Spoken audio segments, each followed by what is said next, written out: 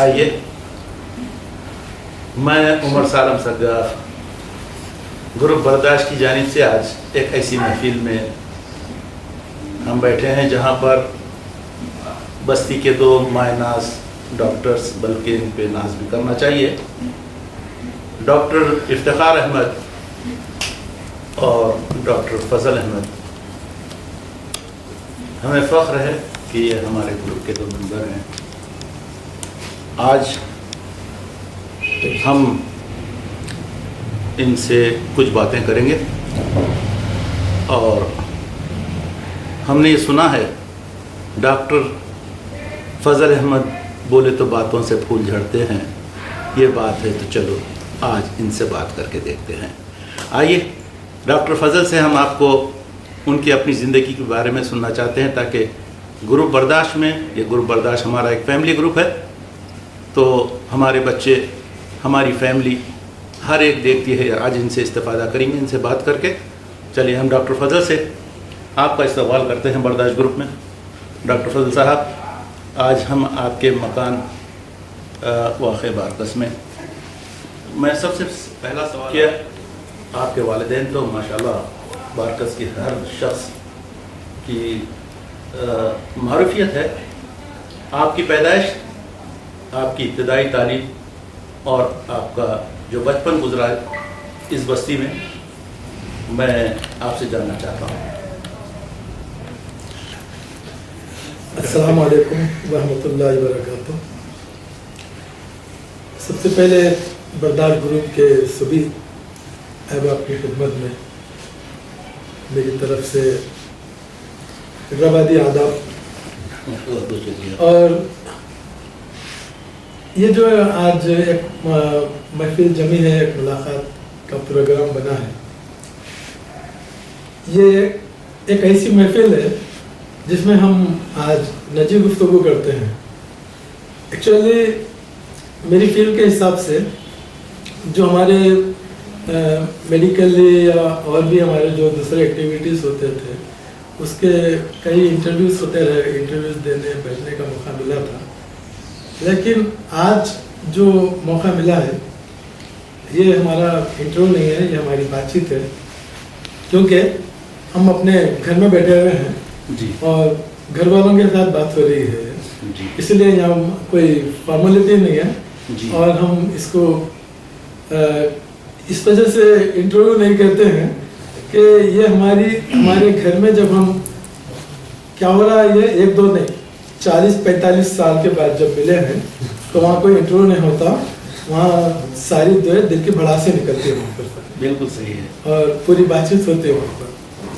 تو یہ دن کتنے زبردست طریقے سے گزر گئے، کتنے آسانی کے ساتھ گزر گئے، اور اس کے باوجود اتنے زمانہ گزر جانے کے باوجود بھی یہ اللہ تعالیٰ کا بڑا کرم ہے کہ ہم لوگوں کو اگر ملا ہے تو صحت اور تندرستی کی حالت میں، اچھی حالتوں میں خوشی کے ساتھ پھر ایک بار ملنے بیٹھنے کا موقع ملا ہے، تو یہ اللہ تعالیٰ کا بڑا کرم ہے، شکر ہے۔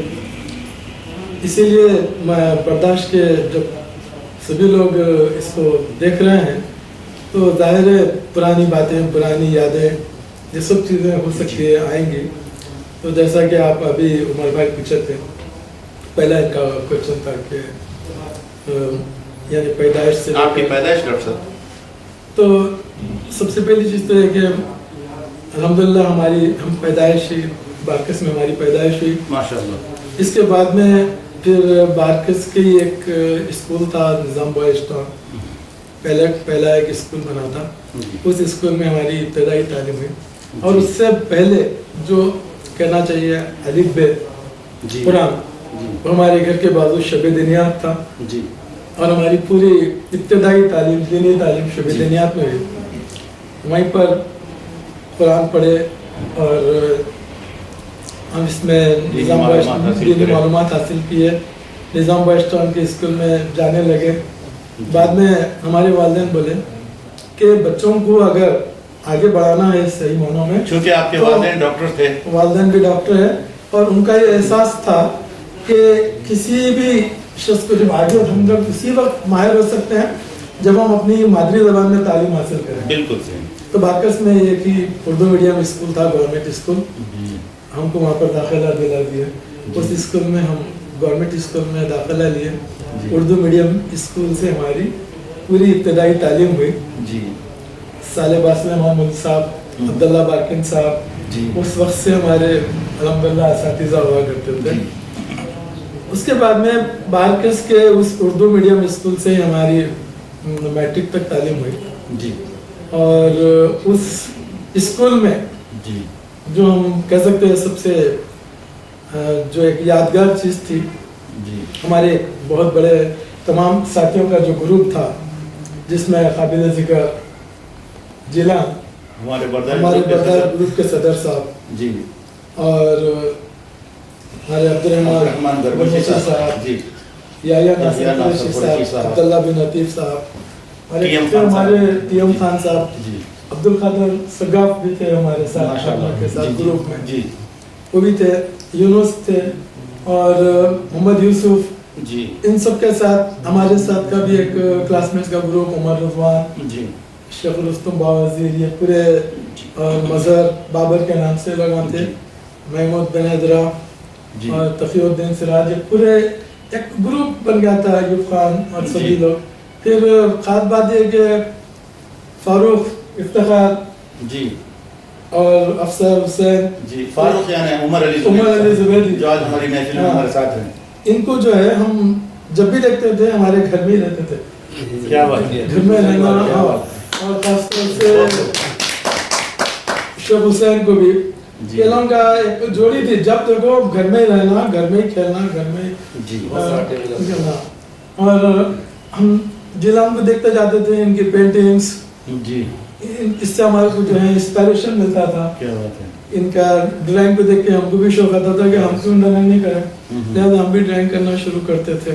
जी इनको देख देख के हम भी अपना कलम चलाते थे। जी, तो ये जो बारकस में एक माहौल बन गया था, इसके बाद में खास बात ये हुई कि लाइफ के साथ साथ सब लोग बिखर गए, सब अपनी अपनी जगह चले गए। जी, मैट्रिक के बाद जो हुआ था 10th क्लास में, ख़ास तौर से हमारे बैच में जी, मैं अकेला पास हुआ था। तो बाकी कुछ लोगों को रेस्ट टिकट मिल गया था, कुछ लोगों को बाहर का टिकट मिल गया था जी, तो सब लोग चले गए। जी, जाने के बाद सब अपने अपने जॉब में उसमें चले गए। जी, तो दोस्तों का इतना गहरा खुलूस था, जी। मोहब्बत थी सब। उसके बाद पहली बार जब मैं बस्ती से निकल के अनमोलूम कॉलेज में मेरा ग्रेजुएशन हुआ था, जी, उस वक्त तो यह था कि रोना आता था, क्यों पास हो गया, अकेला होता था नहीं होता तो मैं सोचता था मैं भी चले आता था कि क्या बात। जी, तो ऐसे हालात थे। बाद में जो है, मगर एक बात खास ये रही, ये जो बचपन से एक साथ स्कूल में पढ़ना, उठना, बैठना, ये इतना अटूट वाबस्तगी थी है। अनवरम कॉलेज में या वहाँ से मेडिकल में किसी भी किस्म के कई माहौल में रहने के बावजूद भी जी, ये चीज़ कभी दिमाग से नहीं निकल सकती, ना निकली। जी, और उसमें अभी तक भी वो चीज़ बराबर अल्हम्दुलिल्लाह कायम है। और वो सुकून और फ्रीनेस भी उसी वक्त महसूस होता है जब मिलकर बैठ जाते हैं। जी, बाकी ग्रुप तो चलते रहे। जी, उसके बाद फिर अनवरम कॉलेज में एडमिशन हुआ, जी, तो वहाँ पर एक अलग सा माहौल मिल गया था। उसके बाद वहाँ कुछ रेडियो प्रोग्राम होने लगे और कुछ अदर एक्टिविटीज़ वहाँ पर स्टार्ट हुई। उसमें भी वहाँ पर हमारे मेरे साथ ही बैठने वाले 3 क्लोज फ्रेंड हुआ करते थे। उसमें से एक अब्दुल मन्नान, जो अभी इस वक्त सऊदी अरब में इंडियन एम्बेसी स्कूल में प्रिंसिपल है, जी, और एक मोहम्मद जाकिर थे जो जन्नतुल फिरदौस से लेकर और कई किस्म के इतारियात ईजाद करते हैं। जी, उन्होंने एनालिटिकल केमिस्ट्री में PhD करे हुए हैं। इसके साथ जो अनवरम का ग्रुप था, उसमें से मैं एक मेडिकल लाइन में आ गया। जी, बाकी लोग तकरीबन लोग साइंटिस्ट बन गए, कोई लोग, और हमारे एक बैचमेट के और एक साहब भी थे, औसाफ सईद साहब, जी, जो अभी शायद US में भी इंडियन एम्बेसडर रह चुके थे, जी, पासपोर्ट ऑफिसर भी थे। तो वहाँ का एक अजीब ग्रुप बन गया। बाद में BUMS میں ایڈمیشن مل گیا تھا جی اور یہاں پر آنے کے بعد میں پوری میڈیکل لائن اسٹارٹ ہو گئی. جی اب جو ایکٹیویٹیز وہاں چلتے تھے میڈیکل لائن میں آنے کے بعد آدمی ٹو مچ بزی ہو جاتا ہے. جی صبح سے لے کے شام تک اناٹومی پڑھنا رہتا, ڈیڈ باڈی کے پاس رہنا پڑتا تھا. جی ناشتہ ڈیڈ باڈی کے پاس ہوتا خود صبح آ کے. جی دوپہر میں لنچ بھی جو ہے ڈیڈ باڈی کے ساتھ ہی کرتے تھے. جی اسکیلیٹنس کے ساتھ رہتے, گھر میں بھی اسکیلیٹنس اٹھا کے لا لیتے تھے. جی جی اور جو ہے پڑھنے کا پورا ایک جذبہ آ گیا تھا تو پوری میڈیکل لائن میں کرتے کرتے چلے گئے. جی ساتھ میں میرے کچھ ایکٹیویٹیز تھے, BSc کرنے کا بھی شوق تھا, وہ بھی کرتے رہا. اور میڈیکل میں کرتے ہوئے چونکہ تھوڑی سی بچپن کی ایک عادت تھی ادبی ایکٹیویٹیز جی جو ہماری گروپ کے ساتھ کمپٹیشن ہوتے تھے جی جی تقریری مقابلے, تحریری مقابلے میں, اور جو لکھنے پڑھنے کے تمام ایکٹیویٹیز چلتے تھے تو وہ BUMS میں بھی چلنے لگے. چنانچہ ہمارے مضامین اس وقت رہنمائی دکن میں کافی شائع ہوتے تھے. جی تو ایک خرم نفیس صاحب تھے, انہوں ہم کو بڑا انکریج کرتے تھے لکھنا پڑھنا لکھنا. اور ہمارے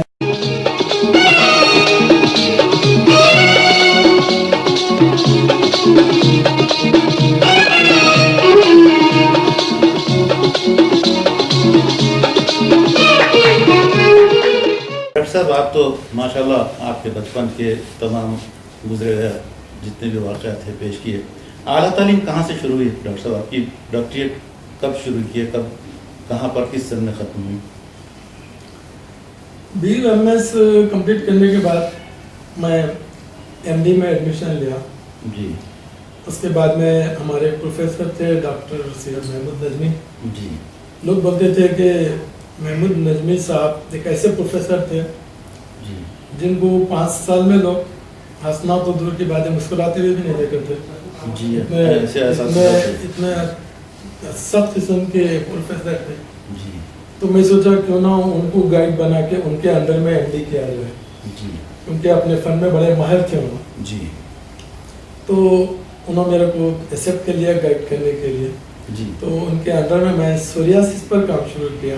جی تو میرے کو دوسرا تمام لوگ بولے تھے سوریاسس ایک ایسا سبجیکٹ ہے میڈیکل کا جی جس میں ساری دنیا میں یہ بتایا جاتا کہ اس کا no treatment, cause no cause no treatment is no treatment. جی تو نجمی صاحب بولتے تھے جس جو چیز لا علاج ہے اس کے اوپر کام کرنا امپورٹنٹ ہے. کیا بات. خاص تمہارے کو MD کرنے میں 10 سال لگ جائے تھیسس بننے میں, جی مگر کام وہی کرو جو دنیا نہ کرے. جی تو پھر ان کی گائیڈ پہ میں یعنی سوریاسس پر کام شروع کرا. جی کیونکہ میرے کو گھر سے گائیڈ ملتی تھی ہمارے والد صاحب کی طرف سے. تو ابا کی طرف سے جو نسخے جات جو چیز حاصل ہوتی تھی جی اس سے یہ ہوتا تھا کہ جو پیشنٹس کو سوریاسس میں 10 سال سے علاج نہیں ہوتا تھا اس کا ٹریٹمنٹ صرف 3 مہینے میں ہونے لگا. ماشاءاللہ. اور جس کو ورلڈ میں کہا جاتا تھا کہ اس کا نو ٹریٹمنٹ, میرے پاس اس کے 100% رزلٹ آنے لگے. جی اس کا نتیجہ یہ ہوا کہ ایک دفعہ MD کرتے وقت ہی ایک بہت بڑی کانفرنس ہو رہی تھی جس میں فیلوشپ دی جاتی تھی. فیلوشپ انڈیا میں صرف سلیکٹڈ 300-400 ڈاکٹرز میں 1 یا 2 کو مل جاتی تھی. جی تو اس وقت میں پڑھتے ہوئے نجمی صاحب سے ریکویسٹ کر کے فیلوشپ میں ہمارا ایک تھیسس سبمٹ کرا تھا جی جس کو بولتے ہیں فیلوشپ FFIM کہتے ہیں, جی fellow of foundation of integrated medicine. جی تو مزہ اس وقت یہ آیا تھا, اس وقت میرے لیے سب سے بڑا اچیومنٹ بھی تھا لائف کا. جی جب اس وقت مقالے جات اور ریسرچ پیپرز سبمٹ ہوئے تھے جی اس میں ہمارے 8 پروفیسرز کے بھی تھے, اس میں ہمارا بھی ایک تھا.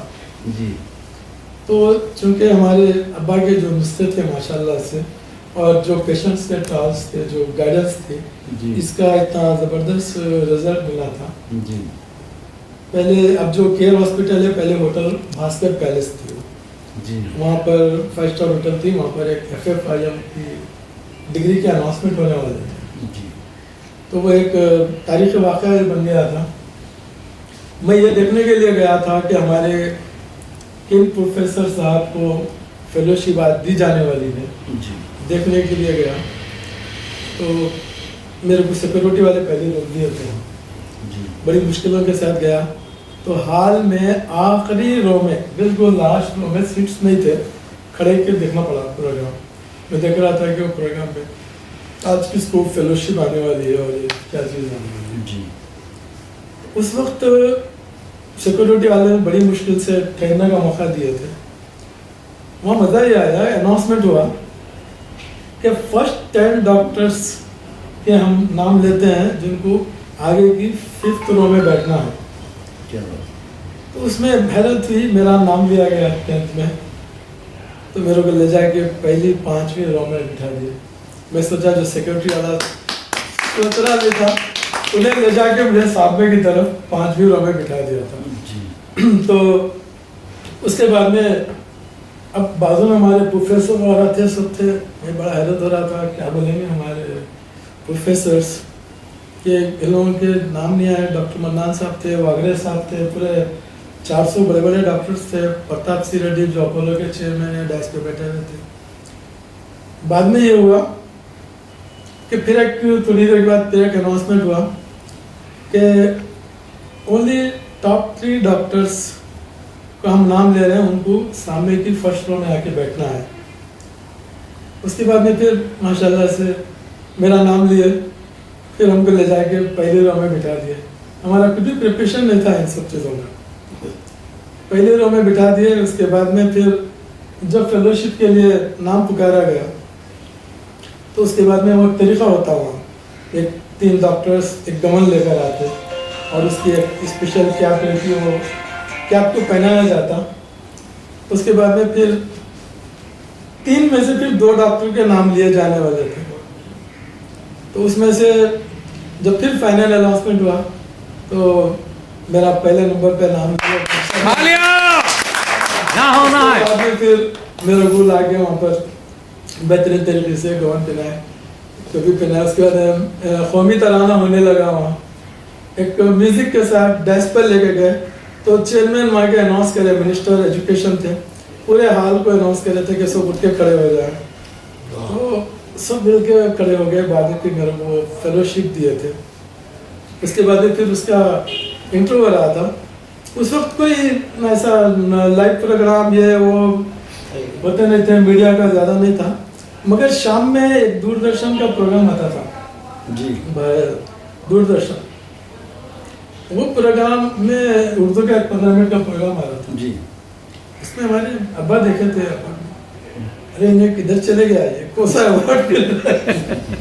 तो लेके बात कर रहे थे, मुझे भी हैरत हुई थी जब लेके बताया। बाद में जब मैं लाइन में खड़ा था पूरे लिए, बाद में कुछ फोटोज वगैरह दिए जा रहे थे। फिर मेरे को भी मालूम है कुछ फोटोग्राफर्स फोटो उठवा लिए, कुछ कई लोग आके इंटरव्यूज लिए। तो उसमें एक आदमी और एक सब आके मिले, मैं आई एम चिरंजीवी, मैं तेलुगु का हीरो हूँ। मैं तेलुगु से वाकिफ ही नहीं था, तेलुगु देखे नहीं था। मैं बोला आप जानते हैं क्या मुझे? मैं बिल्कुल नहीं जानता। बड़ा परेशान हो गया मैं, तेलुगु का मैं सुपरस्टार हूँ, बिल्कुल नहीं जानते हो। तो बाद में फिर उसके साथ मुलाकात हुई, उन लोगों ने फोटोज लिए। एक लाइन में मैं खड़ा हो गया, वहाँ एक देखा वहाँ तस्वीर बिक रहे थे, 20-20 रुपए में फोटो बिक रही थी, हमारी फोटो बिक रही थी, लाइन में खड़े के ले रहे थे। 20 रुपए में हम भी उस वक्त फोटो लेके लाइन में खड़े के घर को आए। उस वक्त पैसे का मामला रहता था, किसी के पास पैसे दे देते थे हाथ में। हमारे पास भी क्या थे, जब 25-30 रुपए लेके गए, हम बोले 20 रुपए फोटो ले लिए, 10 रुपए में घर को आना है, बसों में बैठते। तो ऐसे उन चीज़ों से मुझे बाद में हमारे जो उस्ताद है उन्होंने बड़ा खुश हो गए। हालांकि उन्होंने उनका भी मुखाला था, बोले कि मेरे वास्ते ये बड़ी है कि मेरी गाइडेंस में मेरा स्टूडेंट ऑल इंडिया फेलोशिप लिया है। क्या बात है, ये बहुत बड़ा अल्हम्दुलिल्लाह अचीवमेंट रहा। डॉक्टर साहब, मैं देखता हूँ आप ऑलराउंडर डॉक्टर हैं। एक तरफ यूनानी से गहरा ताल्लुक आपका और दूसरी तरफ एलोपैथिक का, ये कुछ इस बारे में आप बताएं कि आप किस तरह दोनों फील्ड में पूरे हैं। एक्चुअली आजकल मॉडर्न फील्ड में आदमी को हर तरह की नॉलेज बहुत ज़रूरी है जी। میں انٹیگریٹڈ کورسز ہوتے تھے GCIM اور فیلوشپ، یہ کورسز کرا تھا. اس کے بعد میں پھر میں اپولو ہاسپٹل میں بھی مجھے موقع ملا تھا ایز اے وزٹنگ فزیشین کام کرنے کا. جی. تو میں کام کیا تھا. تو میں پوری ماڈرن نالج کی طرف پوری توجہ کرتا تھا پہلے، کیونکہ ماڈرن نالج لے کر کے کمپیریٹیو اسٹڈی ہونا آج کل بہت ضروری ہے. تو ہمارے پاس جو پیشنٹس آتے ہیں وہ کئی ڈاکٹرس کے فائلس لے کے آتے تھے. تو جب تک ہم ایلوپیتھک کے اور پوری ماڈرن نالج نہیں رکھیں گے اور پورے انویسٹیگیشن سے واقف نہیں ہوں گے تب تک ہم جج نہیں کر سکتے کہ اس کے لیے کیا ٹریٹمنٹ کریں. تو بیسیکلی میں چاہتا ہوں یونانی میڈیسن کی طرف، اس وجہ سے کہ اس کے اندر کوئی سائڈ ایفیکٹس نہیں ہے، اس کا کوئی ریئیکشن نہیں ہے جی. اور یہ سیف میڈیسن ہے. باقی تمام میں سائڈ ایفیکٹ بہت زیادہ ہوتے ہیں جی. اسی لیے میں کمپیریٹیو اسٹڈی کرنے کے لیے ایلوپیتھک کے پورے کورسز تمام چیزیں کرا. لیکن میرے کو معلوم یہ ہوتا کہ وہ ٹریٹمنٹ اگر میں کرا تو اس میں علاج صرف وقتی ہوتا اور پرماننٹلی نہیں ہوتا. اس کی ایک چھوٹی سی مثال دیتا ہوں میں کہ جب پین ہوتا ہے آدمی کو، درد ہوتا ہے، تو پین ہوتا ہے تو پین کو میں بولتا ہوں یہ گاڈ گفٹ ہے، اللہ کی طرف سے عطیہ ہے. پین ہوتا تو آپ ڈاکٹر کے پاس جاتے، اگر پین نہیں ہوتا تو نہیں جاتے. تو یہ پین کیا چیز ہے؟ پین الارم ہے. تو اگر آپ الارم لگائے اور الارم کو بند کر دیا تو الارم کا مقصد نہیں ہوا، الارم آپ کا ٹائم ہے. تو پین ہوتا تو کسی وجہ سے ہوتا، اندر کوئی بیماری ہوتی، اس بیماری کی وجہ سے پین ہوتا. تو ایلوپیتھک میں یا ماڈرن ٹیکنالوجی میں کیا کرتے ہیں، پین ہوتی پین بند کر دیتے ہیں، پین کلر دے دیتے ہیں جی. تو پین ختم ہو جاتا، پیشنٹ خوش ہو جاتا. جی. لیکن جو اندر بیماری ہے یا جو پھوڑا ہے، جو چیز ہے، وہ بڑھتے جاتی، ایک دن کینسر کی شکل لیتی یا کوئی بھی شکل بڑی ہو جاتی. جی. جب ڈاکٹر کے پاس جاتے تو میں کیا کرتا تھا کہ پین کو ختم کرنے سے پہلے پین کا کاز کو ختم کرنا، اس کی وجہ ختم کرنا. بنیاد جب بنیاد وجہ ختم ہو گئی تو آٹومیٹیکلی پین ختم ہو جاتا اور بیماری کا علاج ہوتا. تو یہ سسٹم یونانی میڈیسن میں ہوتا ہے. اسی لیے میں اس کے اوپر ریسرچ اس وقت سے کرتے رہا، تو ابھی تک بھی میرا ریسرچ جاری ہے.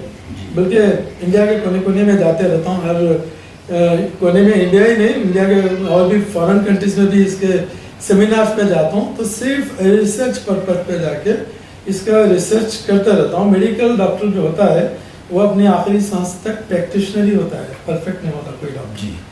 طالب علم بھی ہوتا ہے، کرتے ہی رہتا ہے. جی. تو وہ سلسلہ ابھی بھی جاری و ساری ہے.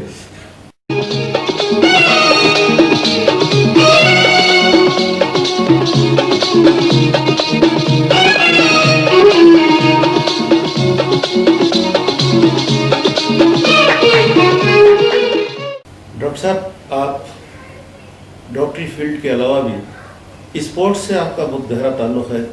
آپ کو ہر قسم کے کمپٹیشنس میں آپ کو ایز اے جج انوائٹ کیا جاتا ہے، اور میں نے کئی بار آپ کی فوٹوز بھی دیکھی ہے کہ آپ نے انڈین کسی ٹیم کو اتنے بڑے لیول پر لیڈ کر رہے ہیں. تو سب سے آگے آپ یہ اور کتنے آپ کو ایسے فیلڈ میں شامل ہو کے جو اچیومنٹ آپ کو ملا ہے آج تک، اس کے بارے میں کچھ بتائیے. میں نے کئی فیلڈ میں دیکھا ہے، آپ کو بیوٹی کانٹیسٹ میں آپ کو جج بنایا جاتا ہے. آپ کو، آپ کے ہزاروں شاگرد ہیں جو آپ کے لیکچر کو سننے کے لیے بے چین رہتے ہیں، ہندوستان بلکہ ہندوستان کے باہر بھی، اور ہر جگہ آپ کو جج بنایا جاتا ہے. اللہ کرے آپ کو اور عزت سے نوازے رب العزت. ہم اس بارے میں جاننا چاہتے ہیں کہ کتنی فیلڈ میں، اور آپ کا یہ اچیومنٹ جو ہے اس کے پیچھے اس کا کیا راز ہے؟ میں تھوڑا محسوس کرتا ہوں کہ آدمی کی ملٹی ایکٹیویٹیز ہونا چاہیے. جی. میں بھی بہت لائک کرتا ہوں کہ آدمی کا ہر فیلڈ سے تعلق رکھنا چاہیے. جی. یہ خود بھی ایک صحت مندی کی علامت ہے. جی. اور جو ہے نا، جب اپنی طرف سے فائدہ پہنچ سکتا ہے سب کو تو پہنچانا چاہیے. جی. اسپورٹس کا تعلق ٹوٹلی ہیلتھ سے ہے. جی. تو موئی تھائی خاص طور سے مارشل آرٹس میں جی. میں وہاں کے جو ٹیم میٹس رہتے تھے ان لوگوں کو کئی ایسے ہنٹس اور نسخے دیتا تھا جس کی وجہ سے جو ہے لوگوں اس کو استعمال کرنا. اور جو ہے اسپورٹس میں جب رنگ میں اتر گئے جی. تو ماشاء اللہ سے سب کو چھا جانا. جی. تو اس میں کچھ نسخے یاد ہوتے تھے، گھوڑ پھوڑ تو سنے ہوں گے آپ. جی اس کے بھی کچھ اس قسم کے تیل نکالا کرتا تھا، اس سے ریلیٹڈ میڈیسن بناتا تھا جو اسپورٹس میں باڈی میں اتنی اس کے اندر اسٹیمنا پیدا کرتے تھے کہ لوگ اس کا مقابلہ کرنا مشکل ہوتا تھا. چنانچہ موئے تھائی کی جو اسٹیٹ لیول تھی، جب تلنگانہ آندھرا مل کے تھا، تو میں Andhra Pradesh state Muay Thai association میں مجھے 3 سال ایسے چیئرمین رہنے کا بھی موقع ملا. تو اس میں تقریباً 400-500 اسٹوڈنٹس جو اسپورٹس مین ایتھلیٹس آتے تھے، ہم لوگ اس کو پروموٹ کرتے تھے. وہاں پر سلیکشن ہوتا تھا، انڈین ٹیم کا سلیکشن. میں سلیکشن ٹیم میں اس وقت رہتا تھا کہ اس کے جو اسپورٹس کا گورنمنٹ میں خاص طور سے کوٹا ہوتا ہے BBS میں اور ہر فیلڈ میں. تو اسپورٹس کے کوٹے میں جب ہم سلیکشن آتی تھی، ٹیم ہو کے آتی تھی، تو میں اس میں سے کئی بچوں کو سلیکٹ کر کے مختلف جابس میں بھی اور کورسز میں بھی بھیجتا جاتا تھا. ڈاکٹر صاحب اکثر بیوٹی کانٹیسٹ میں بھی آپ کو جج بنایا جاتا تھا. بیوٹی کا ایک الگ سے ٹاپک وہ اس وجہ سے کہ بیوٹی میں کیا ہوتا ہے، میرا تعلق ایکچولی میں MD کیا تھا اسکن میں بھی. اسکن میں تو اسکن سے ریلیٹڈ کچھ کمپٹیشن ہوئے تھے، وہ کچھ سیمینارز ہوئے تھے. تو اس میں 400-500 بیوٹیشنز بھی آتے تھے. میں ان کو ٹپس دیتا تھا، نیچرل بیوٹی ٹپس کیسے ہونا چاہیے. مینس آپ آج کل جو کاسمیٹکس استعمال کرتے ہیں وہ کاسمیٹکس سب کیمیکلس ہوتے ہیں. اچھا. اور وہ کاسمیٹکس اتنے کیمیکلس ہوتے ہیں، اس کا ایک نہ ایک دن جو رزلٹ ہوتا وہ آپ کی اسکن میں ریشز پیدا کر دیتا ہے، رنکلز پیدا کر دیتا ہے، اور اس کے کنٹینیوشن استعمال سے اسکن کینسر بھی ہو سکتا. تو میں ان بیوٹیشنز کو تھوڑا سے پہلے ہنٹس دیتا تھا کہ اس کے اندر ہم ہیلتھ کانسیپٹ کیا ہونا چاہیے. تو اس کے بعد وہ چیز ہوا چل گئی. تو جب beauty competition and fashion competition ہونے لگا تو میرے کو ایسے جج بلانے لگے. تو اس میں ہوتا یہ تھا کہ بیوٹی کمپٹیشن میں صرف ایک بیوٹی کا جو بہت بڑا مقابلہ ہوتا ہے، جیسا مس انڈیا ہو رہا ہے یا کچھ ہو رہا ہے، تو ایک ہی چیز نہیں دیکھی جاتی کہ صرف خوبصورتی پہ نہیں دیکھتے کہ یہ اس سے مسلم جائے. اس کے لیے کئی 4 ججز ہوتے ہیں. تو ایک جج ہوتے ہیں جو ڈریسنگ کے حساب سے پوائنٹس دیتے ہیں، ان کے موقع کے حساب سے ان کی ڈریسنگ کیسی ہے اس حساب سے پوائنٹس دیتے ہیں. ایک جج جو ہوتے ہیں وہ ان کے لائف میں ان کا اسٹائل کیسا ہے، چلنے کا، دیکھنے کا، اس اسٹائل سے پوائنٹس دیتے ہیں. ایک جج ہوتے ہیں جو ان کی جنرل خوبصورتی سے تمام چیزیں دیتے ہیں. لیکن میرے کو جو ایسے جج بلایا جاتا تھا وہ ایک فائنل جج رہتے تھے کمپٹیشن. میرا کام ہوتا تھا ان کی ذہانت دیکھنا، ان کی انٹیلیجنس دیکھنا اور ان کو کوشچنس کرنا. تو میں کچھ ایسے کوشچنس کرتا تھا وہاں جس سے انہوں کا جواب دینا. اگر وہ واقعی اس کا صحیح جواب دیا تو میں ان کی انٹیلیجنس کتنے ہیں یہ معلوم کرنا ہوتا. تو جب میں وہاں سوال کرتا تھا اس کمپٹیشن میں تو پورا میڈیا اور تو بیوٹی سے ریلیٹڈ ایک کوشچن ہو رہا تھا. کمپٹیشن میں ہر ایک کو پوچھنا ہوتا اور یہ دیکھنا ہوتا ہے کہ ان کے اندر کتنی ذہانت ہے اور یہ جواب دیتے وقت گھبرا جاتے ہیں یا ان کے اندر کتنا نروسنس آتا، جس کو دیکھ کر کے پوائنٹس دیے جاتے تھے. اسی لیے میں بھی ایک کمپٹیٹر سے جو ہوتی ہے اس میں ایسے ایک سوال کیا تھا میں کہ ایک ہی سینٹینس میں آپ کو بولنا ہے واٹ از بیوٹی. تو ایک دم تھوڑی دیر کے لیے سرپرائز ہو جاتے ہیں. بیوٹی ایک ایسا تصور ہے کہ بھئی ہم کئی بیوٹیز ہمارے گھر میں ہوتے ہیں، کمپٹیشن میں ہونا ضروری نہیں ہے. ہم کس کو بیوٹی کہہ سکتے ہیں؟ جو گھر میں بیوٹی ہے، باہر بیوٹی ہے، ہر جگہ بیوٹی ہے. تو ان کی نظر میں in your opinion what's beauty can you سے ان ون سینٹینس. تو وہ بیوٹیشین نے بہت اچھا جواب دیا تھا. وہ بھی ایک ڈاکٹر تھی، کمپٹیشن کا شوق تھا. اس نے بھی بہت اچھا جواب دیا تھا کہ thing of beauty is joy for ever. بتائی تھی کہ جس کسی چیز کو بھی دیکھنے کے بعد آپ کو خوشی ملتی ہے وہی خوبصورتی ہے. کیا بات ہے. تو خوبصورتی کچھ ایک چیز نہیں ہے، بس آپ ایک چھوٹے بچے کو دیکھتے ہیں وہ خوبصورتی ہے، ایک کسی چیز کو دیکھتے ہیں، کوئی سین کو دیکھتے ہیں، جیسے جوائے آپ کو خوشی محسوس ہوتی ہے وہی بیوٹی ہے.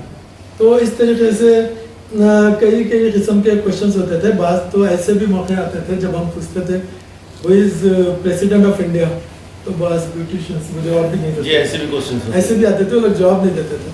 तो देख के तो फिर उसके बाद एक चीज़ मशहूर हो गई, जब हम एक मरतबा उड़ीसा गए थे, तो वहाँ पर देख के हैरत हो कि हमारा बड़ा पोस्टर लगा हुआ है हैदराबाद से डॉक्टर फजल जी आ रहे हैं फॉर जज के लिए। जी तो ऐसे कंपटीशन में, फैशन शो में जी आने लगा, तो लोगों ने देखा। इसके बाद जब फेसबुक में और कई जगह पेपर में न्यूज़ है, खुद हमारे यूनानी डॉक्टर्स भी बोलते थे आपको हम ब्यूटी कंपटीशन में एज ए जज देंगे, फैशन कंपटीशन में एज ए जज देंगे, स्पोर्ट्स में देंगे, ये क्या चीज़ है।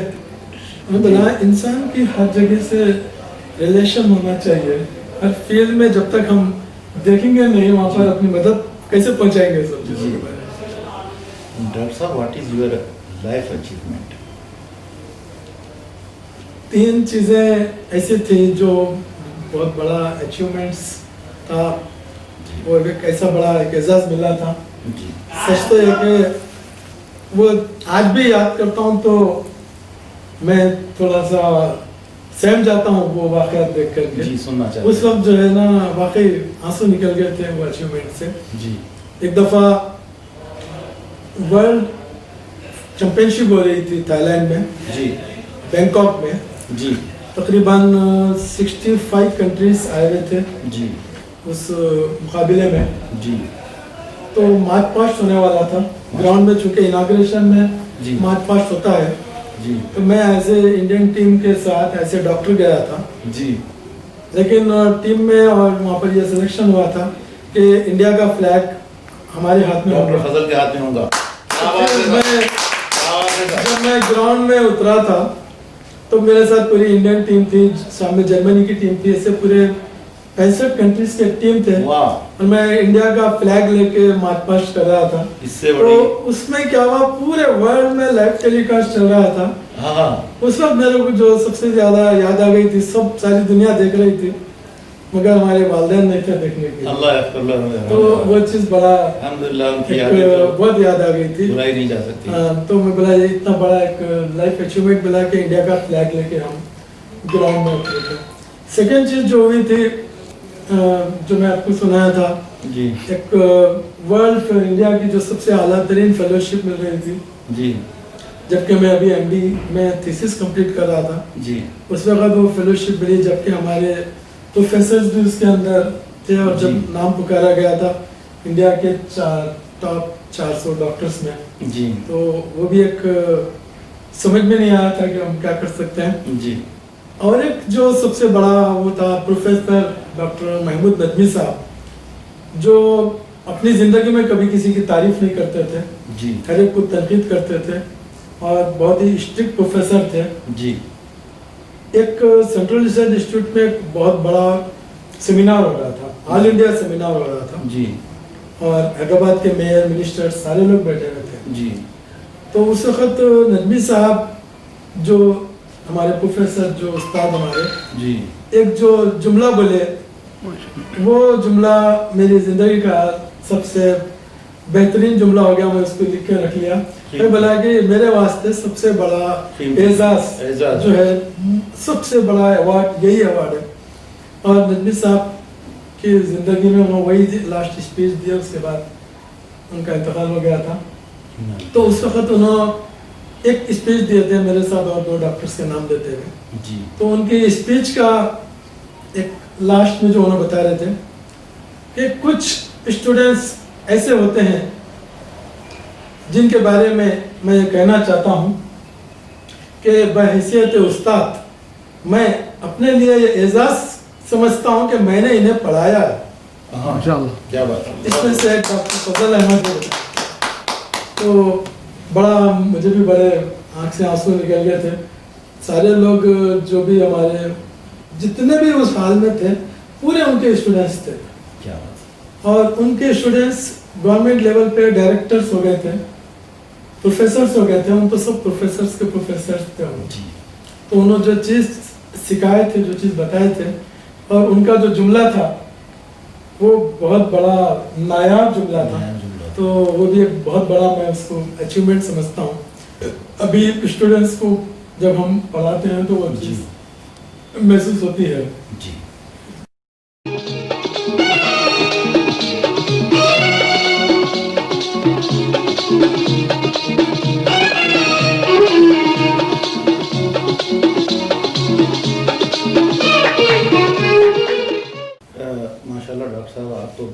شریف کا حیدرآباد میں رہتے ہیں. اکثر آپ کو ہر جگہ انوائٹ کیا جاتا ہے پورے انڈین اسٹیٹس میں, بلکہ ہندوستان سے باہر بھی آپ کو ایز اے چیف گیسٹ بنا کر بلایا جاتا ہے. آپ کے میرے خیال سے سینکڑوں طالب علم ہوں گے جو ہمیشہ آپ کے آگے پیچھے ہوتے ہیں.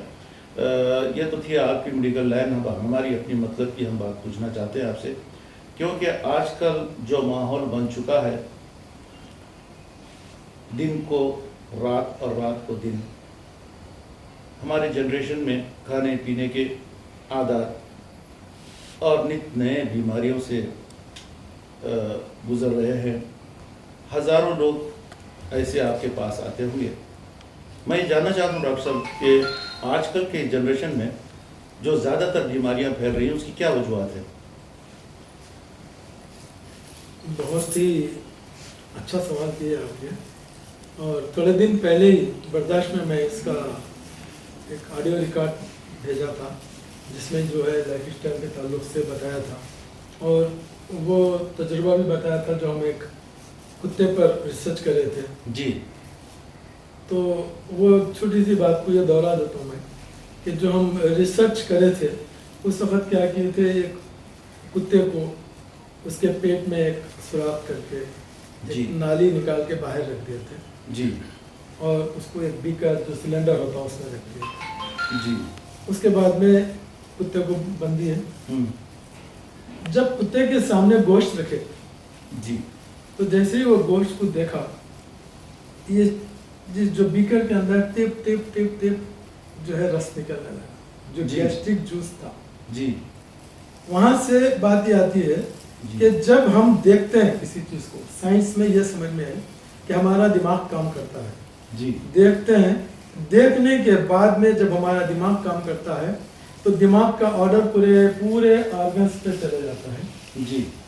کہ اس کے بعد میں وہ آٹومیٹیکلی جوسز تیار ہونا شروع ہو جاتے ہیں. جی. تو جب ہماری توجہ غذا کی طرف رہتی جی تو پورے وہ گلینڈ بننا شروع کیا. ہم بولتے دیکھو کہ دیکھتے ہی جو ہے گلاب جامن دیکھے منہ میں پانی آ گیا. جی. تو یہ جو منہ میں پانی آنا ہے, یہ سلیوا جو آتا ہے, غذا آنے سے پہلے قدرت کا انتظام ہے کہ اس کو ہضم کرنے کا قدرتی قانون ہے کہ وہ اس کے پہلے انزائم جمع ہو جاتے ہیں. جی. اسی لیے انزائم جو گیسٹرک جوس بنتا, پھر اس کے کئی جوسز کئی رہتے جو کچھ گوشت ہضم کرنے والے کچھ نہیں. تو میرا یہاں بولنے کا مقصد یہ ہے کہ جب ہم توجہ دیتے ہیں غذا کی طرف, جی, تو ہماری پوری توجہ غذا کی طرف ہونی چاہیے. ہمارے پاس ہوتا یہ ہے جب ہم کھانا کھاتے ہیں تو وہاں پر موبائل چلتا رہتا, جی, ویڈیو دیکھتے یا ٹی وی دیکھتے رہتے, جی, یا پھر اخبار پڑھتے رہتے.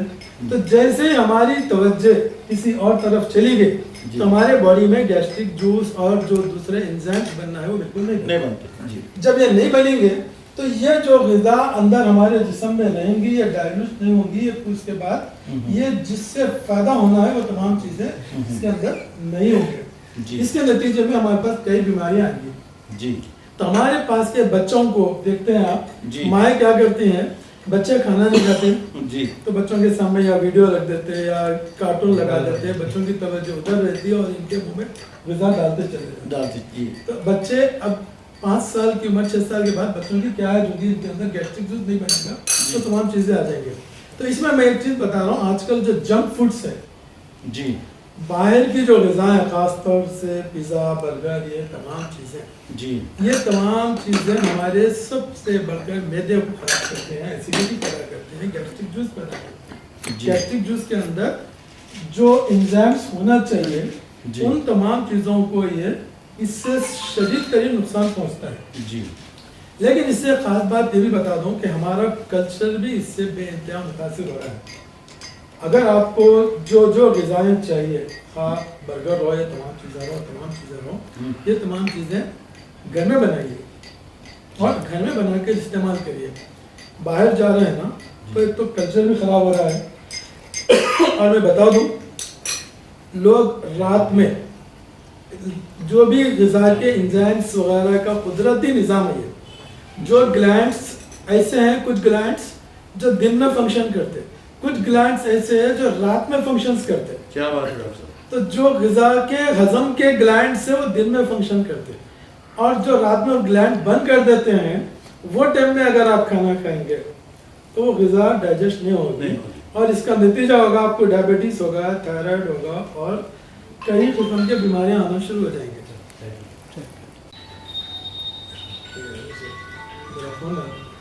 نجیب صاحب انٹرنیشنل جی السلام علیکم۔ السلام علیکم۔ وعلیکم السلام۔ آ گئے آپ حیدرآباد؟ نہیں میں یہیں بیٹھا ہوا ہوں، ہمارے برداشت کے ساتھ بیٹھا ہوا ہوں جی پورے ہمارے برداشت کے صدر صاحب بھی اتفاق سے آئے ہوئے ہیں، محمد الزبیدی صاحب سب، عمر بھائی سب بیٹھے تو ان کے ساتھ ہی بیٹھے ہیں۔ جی ہاں گھر پر ہی۔ جی آپ کہاں پر ہیں؟ اچھا آ رہے کیا؟ آگے تو تھوڑی دیر کے لیے آ جائیے، قریب سے گزار رہتا 10 منٹ۔ نہیں میں گھر پہ ہی آ جائیے نا، بس جاتے جاتے آ جائیے، ایئرپورٹ سے آ رہے ہیں مل جاتا ہوں۔ کیا بات ہے نجیب آپ صاحب، آ جائیے نجیب بھائی، آپ سے ملاقات ہو جاتی ہے، ابھی آ جائیے میرے گھر پہ آتے ہی کال کریے، میں آ جاتا ہوں 10 منٹ میں آ جاتا ہوں۔ چلیے بہت اچھی بات۔ صدر صاحب میں بولا تھا تو بول رہا ہوں ایمبیسیڈر سے کم ہے پھر آپ کیا ہم بھی تو باہر کی چاہیں۔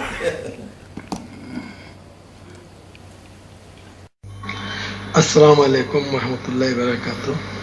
یہ جو تحریر ہے یہ خطۂ تاریخ ولادت، ایکچولی بارکس میں ایک مشہور شاعر تھے شیخ عبداللہ احمد، جن کا ولی تخلص تھا، اودھ ولی جو سنے نا نام، ان کے والد، انہوں جو ایک مشہور شاعر تھے، تو یہ بڑی نایاب چیز ہو گئی ہمارے لیے۔ اس میں ان کی جو اردو ہے انہوں لکھے تھے، خطۂ تاریخ ولادت با سعادت فرزند ارجمن نور نظر و جگر بند عالی جناب فضیلت مآب مولع الالقاب محمد مستان علی صاحب، مستند ڈاکٹر و حکیم ساکن بارکس جمعیت نظام محبوب دام اقبالکم و مسرتکم آمین۔ خطۂ تاریخ، گلشن عالم میں آئی ہے بہار جاں فضا، حمد و نعت مصطفیٰ کا شور ہے اب جا بجا، جس کے باعث شاد آتے ہیں جوانان چمن، ہر طرف چھائی ہوئی ہے اب مسرت کی گھٹا، کون ہے نامی گرامی، کون ہے وہ ذی وقار، کون ہے وہ ان دنوں جس پر ہوا فضل خدا، حضرت مستان علی جو ہیں حکیم و ڈاکٹر وہ نامور شہرت ہے جن کی جا بجا، لطف خالق سے ہوا ہے آپ کا روشن مکان، ایک دیا ہے آپ کو اللہ نے گور کا دیا، والدہ مولود کی ہیں ڈاکٹر نور الصبا، ہے صبا جن کا تخلص مستند ہے شاعرہ، شاد ہے نانا عظیم الدین صاحب گتہ دار، اور ہے نانی نہایتی نواسے پر فدا، پھولے جامے میں سماتے ہی نہیں ان دنوں،